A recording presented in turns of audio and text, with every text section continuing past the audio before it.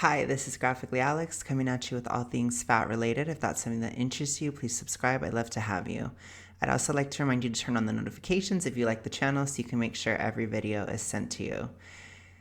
All right, let's get into this. So basically, we are going to do something a little different today. I actually found this as I was doing some research, and I thought it would be really fun. So I'm going to take the Am I FATPHOBIC quiz.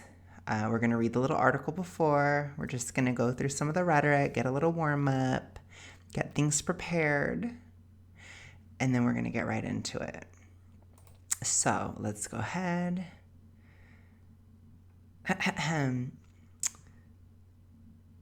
So, table of contents, types of fat phobia. People have the right to remain fat. Who is affected by fat phobia?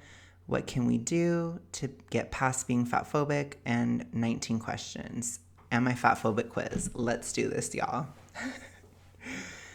There are so many layers in when it comes to unraveling and understanding fat phobia. Most of us come from a world where fat phobia is accepted, if not held, like a badge of honor. I encourage everyone to ask themselves, am I fat phobic? Taking this quiz geared to highlight sneaky fat phobia may give you some insight into biases you never knew you had. In my opinion, if you don't know you have it, you probably don't. That sounds like some witch trial type of stuff going on. I should have worn my witch hat. I do have something planned for Halloween, actually, this year. So we're going to do something on here, but not today. But anyways, it's a little witch trial-ish. Okay, just so you know, it's a little witch trial-ish. Just be aware of that, FAs. Western culture doesn't overtly promote degrading commentary surrounding one's body shape, weight, or size. However, fat shaming with a positive spin, such as promoting weight for health or not being a burden to society by taking up too much space, are widely accepted. So this is interesting because I wonder, like, how do they reconcile the fact that overt fat shaming or degrading commentary is acceptable or is unacceptable in the West? It's not necessarily shamed like in East Asian cultures at all, for example. But I do wonder, like, how can they reconcile that in their head? How can they say this isn't accepted, but society is still fat phobic? It's a reach. So let's see. Many of us think we are promoting positive, health-promoting choices. We may, in fact, be perpetuating fat phobia. Interesting. Our fear of fatness can be creating a very real and very dangerous world of oppression for those living in larger bodies. Sorry. It's just so many of the buzzwords. Do you guys think, like, there's a part of me that wonders if it's like fat acceptance rhetoric is written by an AI or something? Like, could you imagine if I were to write a dystopian sci-fi movie, it would be that AI created the entire movement of fat acceptance and everybody in the movement says the exact same talking points and they're all created by a robot. That would be my little gotcha moment. But I'm just saying. Okay. Take the quiz below to determine or to examine fat biases you may or may not even be aware that you have. Again, it's very, I don't know. It's giving CULT. CULT. Types of fat phobia. Fat phobia is tricky because it exists on many levels. Okay, we're learning. Are you guys just so happy that you're joining my class? Could you imagine if I was a university teacher and I was teaching this? Okay, hello you guys, I'm your professor. And today we're gonna be talking about types of fat phobia. So if you look at this first slide here, no, I'm just kidding. Could you imagine though? Gosh, probably in another universe, I'm doing this. Maybe there's like an anti-Alex in another world.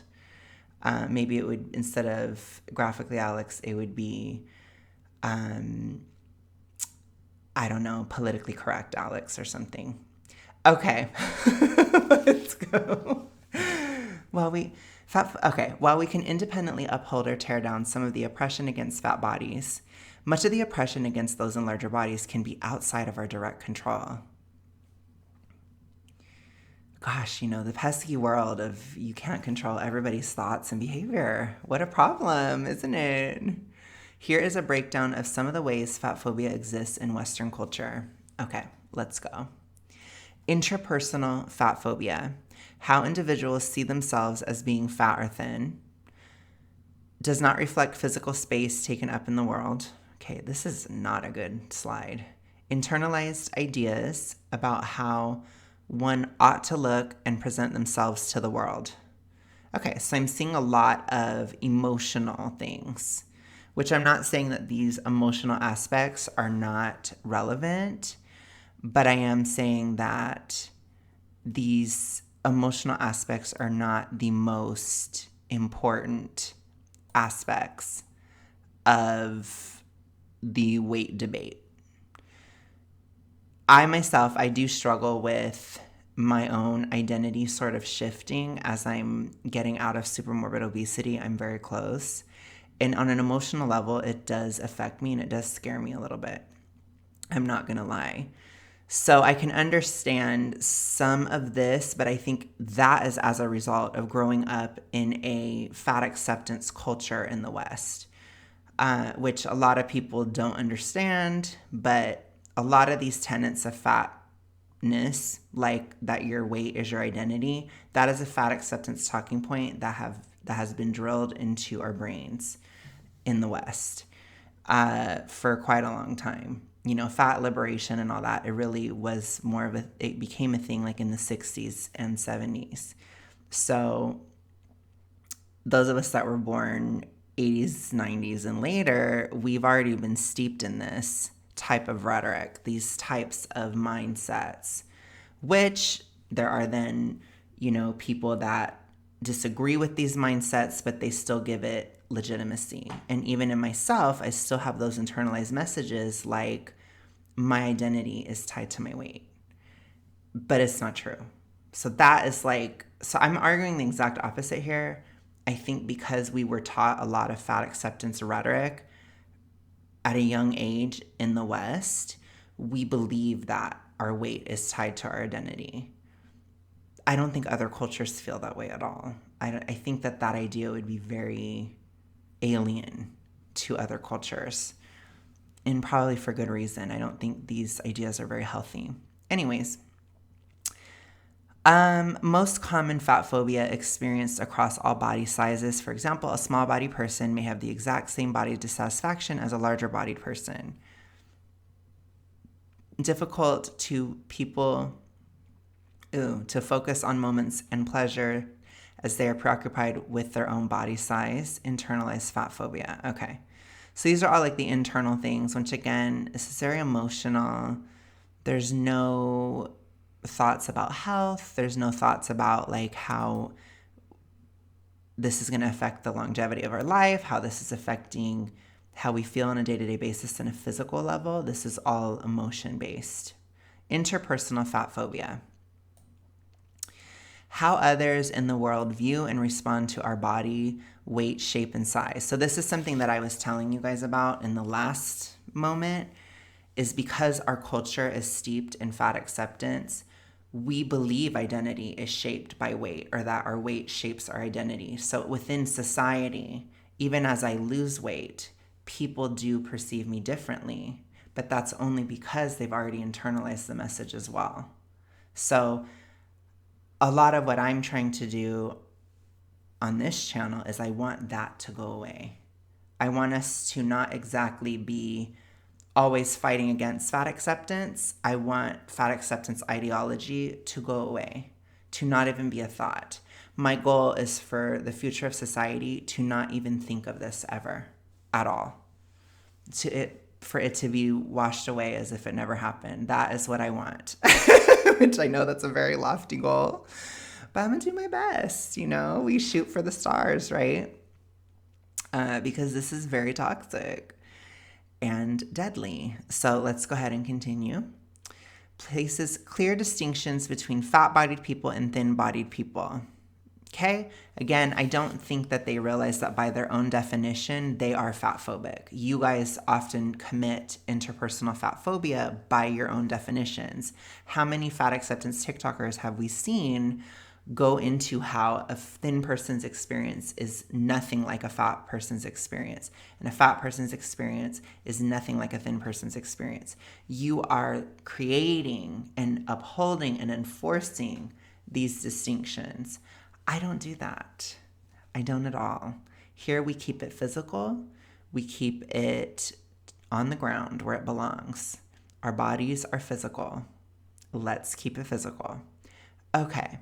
Can lead to others making comments on the body or treating those in larger bodies poorly.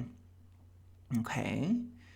People always have commented on everybody's body for the entire history of the entire world. So I think that creating this unrealistic standard that will never exist, and also acting as if fatness is somehow immune when we talk all the time about people's heights, people's, if they're bald or if they have hair, people, if they have large or small breasts. Oh my gosh, I don't know why I said breaths. If they have, there's so many things. We don't even need to talk about all the ways that people comment on like women's bodies, but anything from clothing choice, makeup choice. Oh, your skin looks really pretty. Oh, your skin looks kind of bland today. Maybe you need this cream, right? There's all these different comments forever and ever that have existed for all eternity. This will never go away. This is an unrealistic expectation that will never happen. So people will always make comments on other people's bodies. And yes, fatness will always be a part of that, obviously. Gosh, could you imagine? I could not imagine a world wherein I, as a gay man, could not comment on how other people dress. Now that is oppression. Okay, let's continue. Can lead to negative comments about food or physical activity toward larger bodied people. Okay, I think that there may be some points to this. Again, there is this sort of fat acceptance ideological thing that thin and fat people are so incredibly different that it's okay for a thin person to eat McDonald's French fries. I don't think so. I would not believe that. So I don't see those distinctions. I don't think it's okay to eat McDonald's French fries. I just don't, for many, many reasons. And I don't care who it is. It's doing harm to you. So again, within a fat acceptance context, that would make sense. But I don't make distinctions between fat and thin people in regards to that. Now, there are certain things that I do talk about in terms of hypothyroidism. There are people that have hypothyroidism and people who don't. And people, for example, that are hypothyroid, they may struggle with fatty fishes. They may struggle with almonds and things like that. Certain nuts and seeds are not exactly pro-thyroid. But somebody who isn't hypo, it's not going to affect them that bad as long as, they're not eating 500 pounds. Like a lot of this stuff, it's more of a gradient. So I do think if somebody's severely hypo, I would be like, you shouldn't have that, versus somebody who isn't. I wouldn't necessarily care. But the goal would be to get that hypo person to be able to eat as much food as possible, right? So it's not like to never be able to eat an almond again. It's just to get healthy enough to handle the almonds, right? That's kind of my idea of it, is we should open things up as much as possible. So anyways, I don't shame people for a lot of foods. Like, I don't. Not even fat people. But McDonald's French fries, I will. I will shame you. If you have Poofa Express, aka Panda Express, I will shame you. You deserve shame. Okay, let's continue. There goes my Panda Express sponsorship of the future. I'm sorry. I had to sacrifice that for the greater good.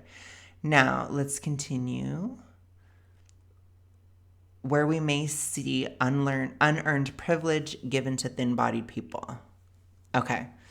So that, I would say, they probably think of like dating preferences, which again, we've talked many times on this channel, dating preferences. In my view, they are biological. So we don't really shame people for that here. I don't really believe in that. Sorry. We like what we like, as long as it's not harmful in ways that should be so obvious I don't even need to talk about. But it should always be consenting adult humans, okay? Since we have to define everything all the time within fat acceptance, they are crazy. So let's continue. Institutional fat phobia, decreased ability to access resources in society and belong. So this is interesting because I've talked many times about how being fat does interfere with your ability to work. But how much of this is due to health issues versus fat phobia, right? Again, we're really lacking health issues as a concept in this list. Limits access to healthcare and feeling safe in medical spaces, as medical issues may be overshadowed by weight stigma. So I will say a lot of fat activists, they really do create a huge wedge between doctors and fat people. I will always say that we should be skeptical or question, right? Take things with a grain of salt, get second opinions, take an active role in your health and in your medical journey. Don't be a passive person. That's something about American culture I don't like, that I actually do like, like places like Europe and Australia and stuff like that. They do push you to have more of a say with your doctor. And I think that that is beneficial. But I think that there's obviously limits there. But anyways, let's continue. Okay. In many instances, we will experience fat phobia in one or more of these categories. An unfortunate reality is that the levels and severity in which we experience fat phobia will be heightened the higher the body weight. So there is actually a lot of things that do occur on a social level within being fat. However, I think the bigger you get, there's like people view you differently at different sizes. So it really depends. I think when you're really, really big, but you can still be mobile, people, in my opinion, they don't really see you as much of a threat. So you get away with a lot more. And then people also are more supportive towards you, and they coddle you a bit because they feel bad. When you get to mid-fat, they kind of ignore you. And I think when you get smaller, there's probably a lot more shaming because there are a lot of thin people that see you as more salvageable. So they will probably, I haven't gotten there yet, but they kind of shame you a bit more when you're in that level. And it's also seen as less fat phobic to hate on somebody who's chunky or small fat. That type of person, especially, I think a man, is going to get a lot more hate. So I do agree that there are differences, but I don't think they're linear. I think that they're just different, They're just very different. And that's, again, I would say, in my opinion, an offshoot of fat phobic doctrine, or fat acceptance doctrine being steeped in our culture, whether it's fat acceptance or the reaction to it. Okay. While you take this quiz, it can be helpful to pay attention to which type of fat phobia you find the most pervasive in your own life. Okay, I don't think we need to read this. We already read this. Okay. People have a right to remain fat. Everyone, regardless of body weight, shape, or size, has a right to live in a world free of oppression. You need to define oppression. What does that even mean?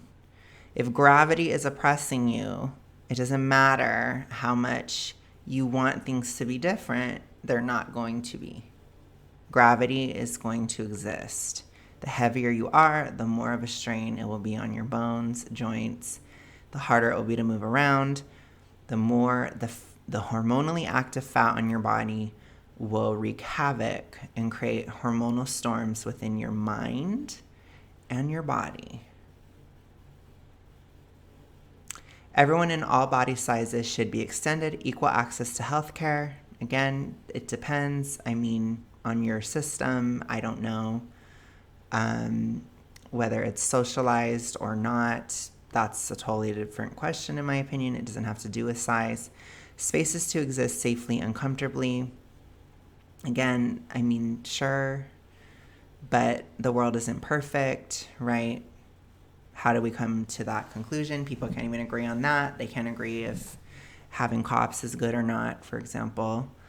The ability to exist in any size body without hostility. There's always been hostility in humankind for all eternity. Again, this seems like a very unachievable goal, I will say, for this one. A life free from violence or aggressive behavior. Human beings are violent and aggressive. You know, I think that there's this sort of Pollyanna approach to a lot of these people where they really think that there could be this utopic vision where people won't stop fighting. People just argue all the time. I mean, people argue all the time, let alone getting physical. I mean, it happens all the time, all over the world, in every culture, across every time period. This is just Pollyanna stuff to me. The freedom to not pursue health. We have that freedom. But you're not free from the consequences of not pursuing health because, again, these are physical reality things, right? It's a little tricky. Unless if you have some telekinetic powers and you can levitate and fly and, you know, make objects go around like Matilda, you're going to have some issues if you choose not to pursue your health, okay? And those are issues that nobody can do anything about. The right to take up space. Already have that right. The only place that it's contested really is like the airplane, which how much space do you have the right to take up? I don't know. If you're taking up the space of someone else, then it's up for debate. So every single one of these things is debatable. So I'm just letting you know that. And what are you going to do? Force everybody to agree with you? That doesn't sound very freedom loving. That doesn't sound really anti-authoritarian. That sounds very authoritarian. We do not need to pursue health to have value. We need not actively be trying to shrink our bodies to be worthy of love, respect, and equality. I guess, you know, I mean, sure, people should be nice, but not everybody's nice. Most people aren't, in my opinion. Maybe that's me being a little negative, but I don't know. You know, people have aggressive tendencies, and it's just a part of being human. So I don't know, you know, and a lot of the fat acceptance people, they have very much aggressive tendencies that are completely on display all the time. I mean, look at Marissa Matthews as an example. She has a very aggressive take. She talks about things in a very aggressive way. Maybe not physically aggressive, but probably in some cases, yeah.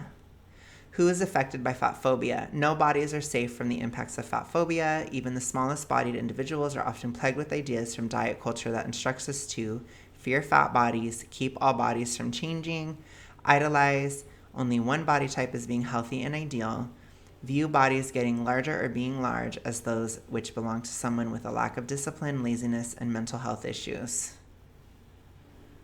I mean, where's the physical health issues, right? Why is that missing? You're missing one. Again, where's the physical conversation? I think that there's a little bit of a lie by omission from these people. They don't talk about it. And so I think the idea that fatness is not physical is a fat acceptance doctrine that we must reject. Fatness is mostly physical. Most individuals will live with some level of fat phobia, even if it is merely a subtle dissatisfaction with their own bodies, which causes day-to-day distress. Dissatisfaction with our own bodies, regardless of size, and fear of the fat body will always perpetuate an endless cycle of oppression. I mean, this is unreal. Fat phobia ensures we will continually be dissatisfied with our bodies forever, investing time, money, and resources into avoiding fatness. Or you could just get control of it and not be crazy and then let it go. You know? But that's like some option that they just don't see as ever existing. But it does. It does. I can guarantee you when I'm done, I'm not going to be constantly thinking about that I'm fat. I don't even really do that now. You know, I do in some ways, but I only do at this point because it's still very much very relevant. It's still very much a health journey and I'm still not well. Just because I'm getting better, it doesn't mean I'm well. And I still feel sick a lot, you know? So yeah, I think about it. I think about it so much because I'm sick. I know. I must be so fat phobic, right? Totally. Okay. What can we do to get past being fat phobic? Okay, let's see. Fat phobia, unfortunately, is a common and thriving phenomenon of Western culture. Western culture is the least fat phobic of all cultures. So I do find that fascinating that they'll say that. It's a bit ridiculous. Maybe some cultures in Africa are less, but Western is pretty not fat phobic in terms of the cultural scale. So let's keep it real, okay?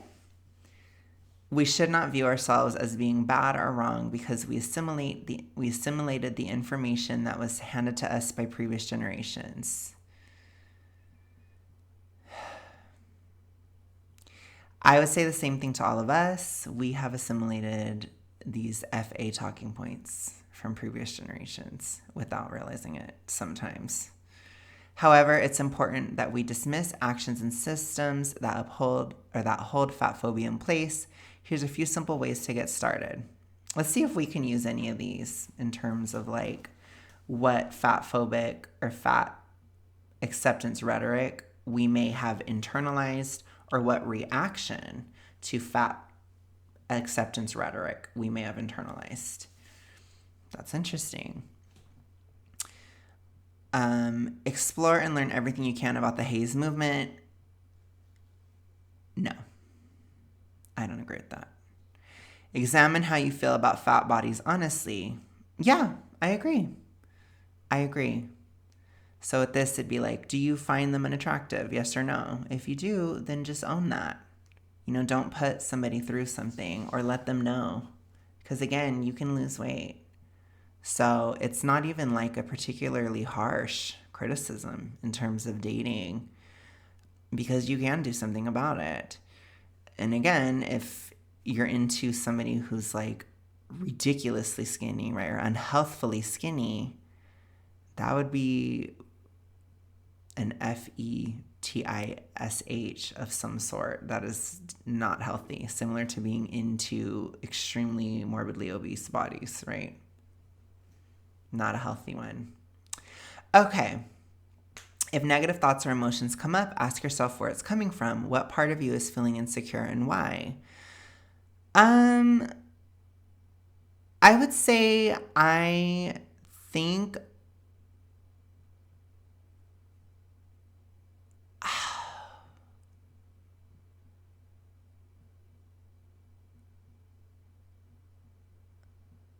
I don't know.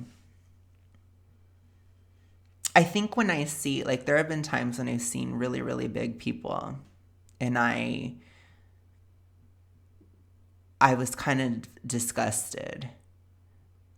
And it's because when I look at it, when I think about it, it's because I feared that I could become that for much of my life.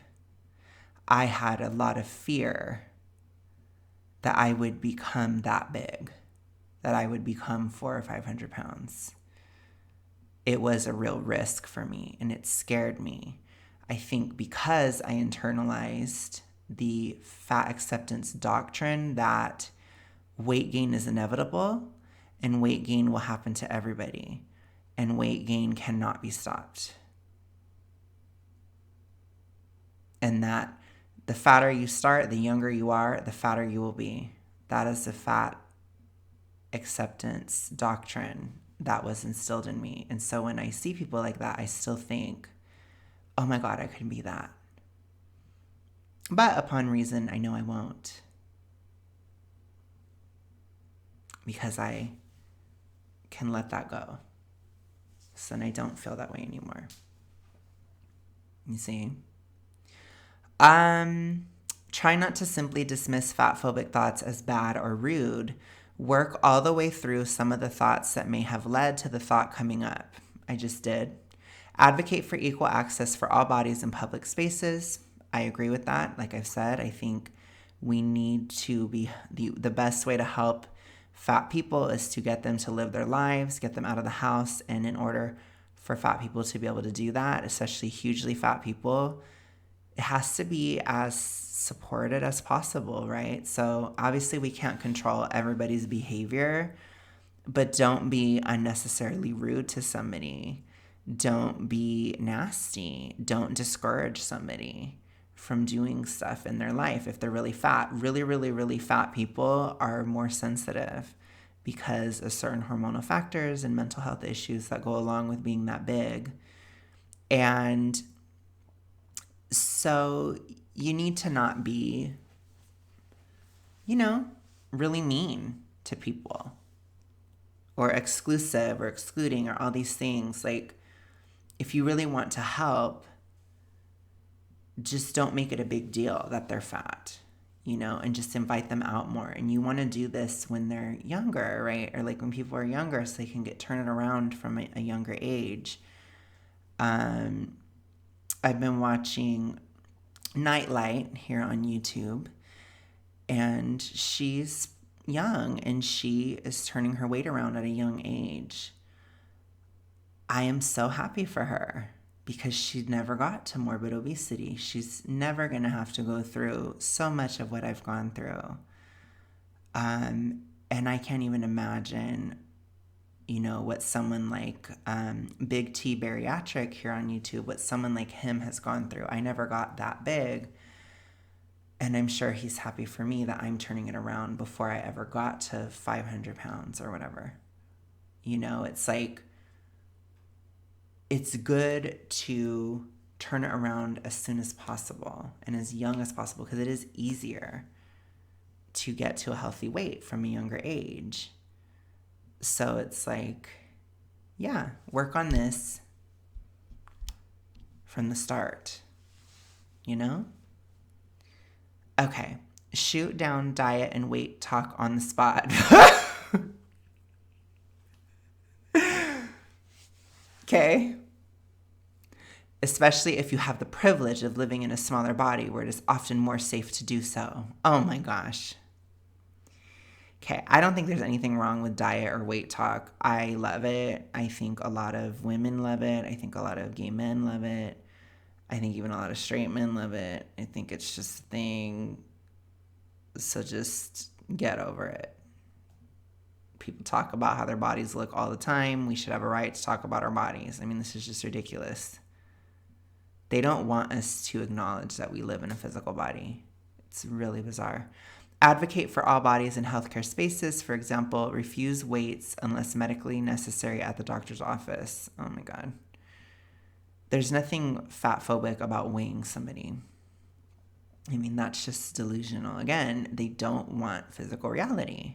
Okay, it's time to take the quiz, you guys. Are you excited? Oh my gosh, am I fat-phobic? When you look at other bodies and your own, what are your thoughts? Do you assign value to certain body shapes and sizes over others? Are you promoting liberation for all bodies? Find out by taking the quiz. What do you guys think I'm going to be? Let me know. Tell me in the comments. I'm just kidding. Let's go. Someone in a large body crosses the street in front of your car. You visibly see fat and cellulite on their body. They are in a bikini top and cutoffs. Okay. Sorry. My immediate thoughts are, oh God, that would be my thought. I'd just be like, what the hell? That is so extra. What other thoughts do I have? Oh my gosh. I just really think, oh my gosh. Do they have oh my gosh on here? I don't think anything different than when a small person walks by.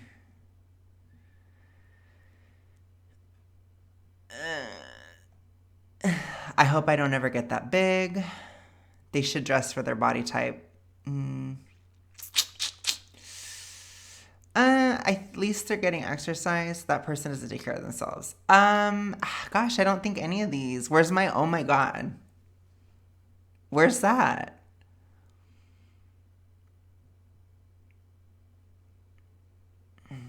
I think it would be like one of these for me.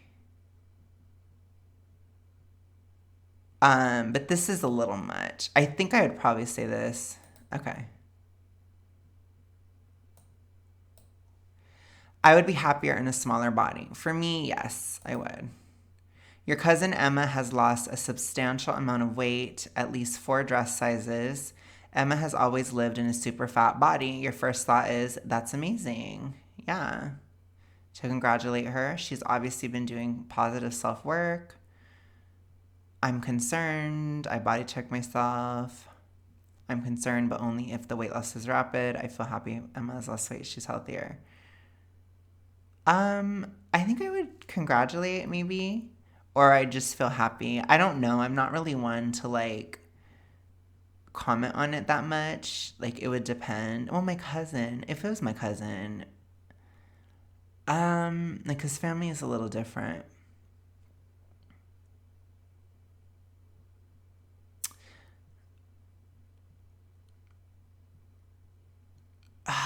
I'm torn between this one and this one.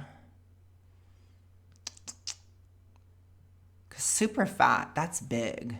It's a big. I would be really happy. I'm gonna be honest. I'd be really happy for her. Um, yeah.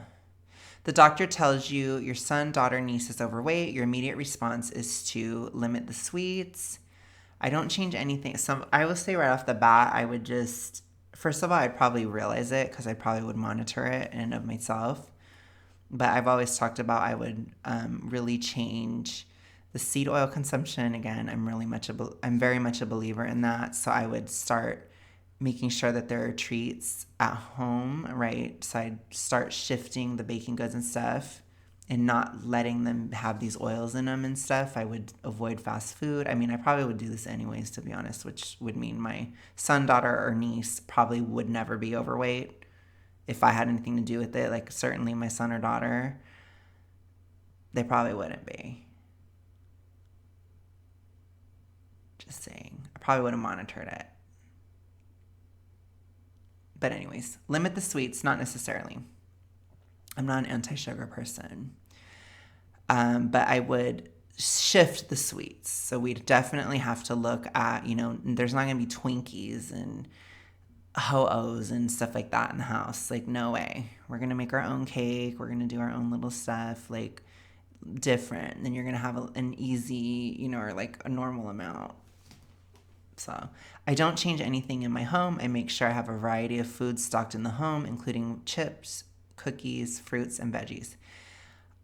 Definitely not.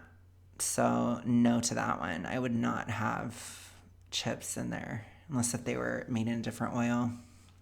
Do a purge of the household junk food. Remind the child to watch their portions at each meal. Encourage regular meals, snacks whenever they want food. Talk about honoring their body's physical and emotional needs. Allow fruit and vegetables freely, but require permission for other foods. I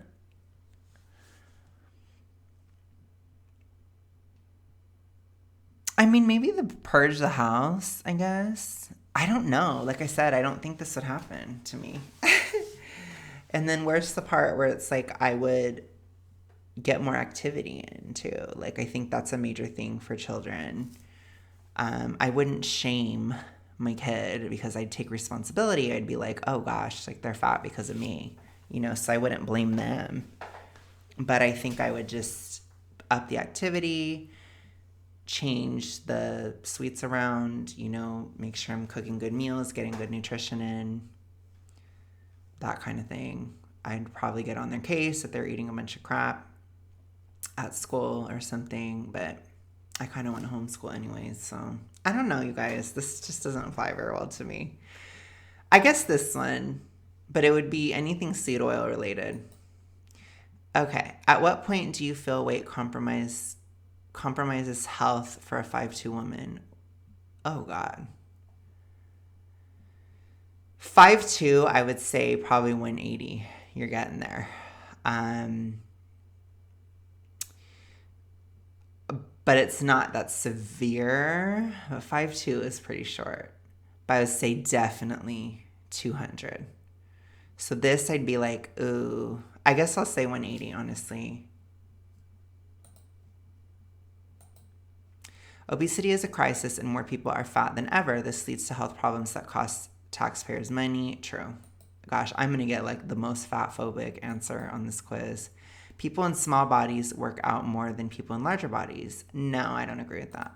It's not always true. It really depends on diet as well. There's a lot of thin people that never work out. They just don't eat or they don't eat very much. So no, I disagree. People who are considered obese or morbidly obese should be told to lose weight at their health visit to prevent chronic disease. Yes, I'm sorry. Negative beliefs surrounding weight are just as harmful as negative beliefs surrounding race, gender, and disabilities. No way. When it comes to my own body, there are parts of my body I actively try to change, such as getting more toned abs and arms, I guess.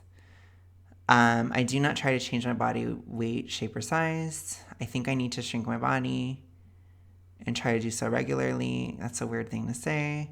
I try to change my body, but it's for myself, not others. I'd say that too. I don't try to change my body, but I feel guilty for not doing so. Okay. No. I see a couple in fat bodies dining at a restaurant. Gosh, the way that they talk about that. Do you see how like they're so anti-physical reality and anti-like physical body? Like a couple in fat bodies. What a weird statement. Why don't we just say, I see two fat people dining at a restaurant? Let's keep humanizing fat people. Gosh, you guys are like dehumanizing fat people. It's just weird. Again, I think this rhetoric is fatphobic, right? In and of itself, it's so interesting. The plates of food cover the table and the choices are not healthy. My immediate thought is, okay, so like if they were at a restaurant and they got like Poofalicious fries, you know, or Panda Express or something, I'd just be like, well, that's why they're fat. That's what I would think. So is that there? They should not be eating that much. The food here must taste good. I don't think twice. If I looked like that, I'd be eating at home or ordering something healthy. Okay, I don't like any of these. So I guess out of all these, it'd be I don't think twice, because I'd just be like, if there was a thin couple eating the same stuff, I'd be like, ooh, that's really bad. You know, that's going to cause some problems, right? If I lost weight, what would make me that would make me healthier? For me, yes, absolutely. But I am super morbidly obese. Okay, so this is a very weird thing to put on a quiz because you have no idea how much somebody weighs. If I am fatter, I am less attractive. I think that's true. I'm not like extremely thin. Like if I was like, you know, I don't know, if I weighed like 98 pounds or something at 6'1", I think I would look better if I had more fat on me. You know what I'm saying? So I think it really depends. So I'll say, but for me, I would say true. I am more attracted to smaller bodies than larger bodies. I mean, it depends. I guess I'll say neither agree or disagree because like I do like a muscle guy and I like broad shoulder, tall, like I like that kind of stuff. You know, I don't want to feel like I would break the guy. I know that's a lot, but I'm just saying, like I think about that kind of stuff and it would bother me if I was dating somebody really, really small. It just would bother me in that sense, but that's a little weird, I guess, to say, but because even like if I was thin, like I'm still like 6'1", and I'm probably gonna have muscle and stuff when I'm done. So it's like I like a guy that's just bigger than me in general. I'm the girl in the relationship, okay? And I know gay people hate it when you say that, but I just have to explain myself to the straights, okay? I'm not being homophobic. I'm just explaining for the straights, okay? If you get it, you get it. Neither agree nor disagree for me. Fat people are a burden on society. They are sick more often and cause healthcare premiums to go up. That's true. Sorry. I mean, I know it's a harsh truth, but it is true. I hate to say it. How do you feel about your body? I love my body. I accept my body, but I may not love every part of it. I fixate on parts of my body I dislike and wish I could change these. I hate my body. I guess this one out of all of them, I'm not big into the love aspect. I'm very body neutral. Fat people have only themselves to blame for being fat. They could eat less or exercise more and they wouldn't be fat. So there's a little bit of a disagree here. I think there's a lot of myths involved with fatness. There's a lot of, again, fat acceptance doctrine that is seeped into society. And so I don't agree with that. I think a lot of fat people are lied to horrifically. And that's also why they're fat. But yes, many do eat too much and don't exercise at all. And that part is their fault. It's okay to be fat as long as you're healthy. There's no such thing. There's no such thing. So if you're fat and healthy, it just means it hasn't hit you at that point. It's a risk factor. It's still going to cause hormonal issues. It's still going to cause all these other issues. So I'd say it's not okay. I'm sorry. They're going to think I'm the most fat-phobic person in the whole world. Oh my gosh. I'm going to win all the points. If a fat person cannot fit onto an airplane seat, it's their fault. They should be required to purchase an extra seat. So this one, I don't think they should necessarily, but it's like one of those lines. I'd be a hypocrite. I've sat on a plane and I have had butt seepage where my butt cheeks have seeped underneath the arms of the chair. I will say, I know it was kind of trashy on my part. And if the person was mad at me, I would totally understand. But usually I try to sit next to other fat people because then it's like you can't say anything to me because you're fat too, That's usually what I try to do. But you can't always predict these things. So I'm sorry. I'm losing the weight now. I haven't flown in a long time. So I only flew once last year, but it depends. If they're like really big, then they probably should. But like I said, it's... Okay. No. Okay, so out of these three options, it would have to be this one. I'm sorry. It's the only thing that's fair. When fat people travel on airplanes and buses, these spaces should be just as accessible for them as someone in a wheelchair and no extra cost to them. I don't agree just because being fat is not a disability. Fat people should have to pay more for wedding gowns than small-bodied people. I guess if it's the material. Even if all dress prices are raised, no, that's not fair. It's a good incentive to give people a monetary reward or discount if they meet BMI standards on their health insurance.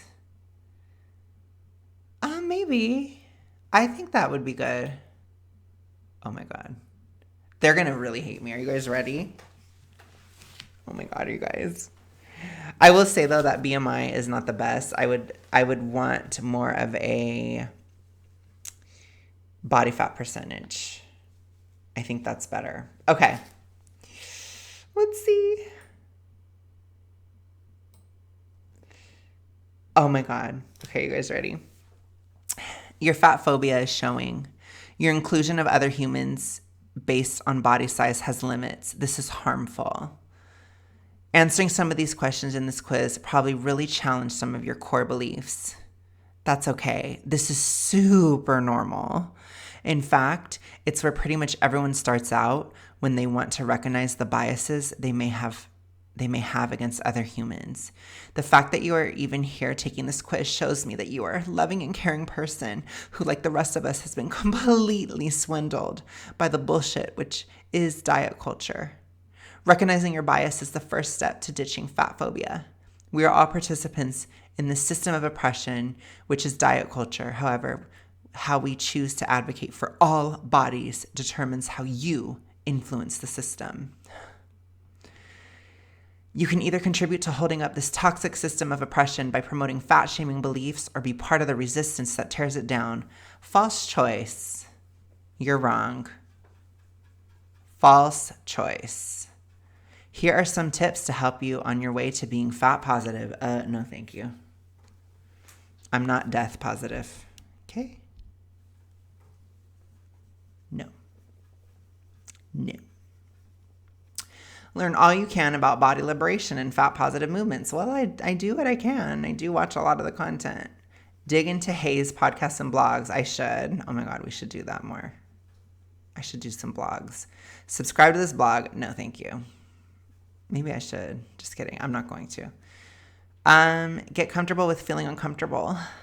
Challenging large, long-held beliefs that you truly believed were building people up can feel like an identity crisis. I think that this is a little projection. I would say this to you instead. To any FA that's in this video, I would say get comfortable with feeling uncomfortable. To anybody that has internalized fat acceptance rhetoric, get comfortable with feeling uncomfortable. Challenge these things, right? Is being fat inevitable? No. Is being fat genetic? No. Is being fat a part of your identity? No. These are BS, FA, talking points, and dogma that has seeped into society. It's not true. You may have truly believed, for example, that fat people should be trying to lose weight to achieve a better health standard, which could make them happier. You may be trusting the experts when they say keeping a healthy BMI will prevent chronic disease. Gosh. These have always been the people who were taught we were taught to trust, and I believe you just wanted to do good in the world. Have grace with yourself. I know I had to. Oh my gosh. Yeah, and what are you doing now? What are you doing now other than promoting death? Be ready to admit when you've been wrong. This can be super challenging, but it's critical for our own growth. Right back at you. I've had to come to terms with many things I was wrong about. I've made all the mistakes in regards to weight loss, and I believed all of the medical stuff that, I probably shouldn't have. Like that fat was bad, for example. I believed it, So yeah, I think we do have to challenge some of these beliefs, but I don't think we have to believe this. It's a little bit ridiculous here.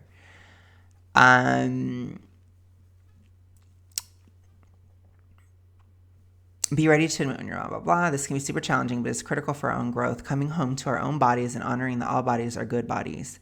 Fat phobia is harmful. I hope that you will take this journey even though it feels unfamiliar and scary. People in all body sizes deserve love, respect, and equal access. People in larger bodies deserve to seek healthcare without stigma and shame. Let's do this together. So what'd you guys think?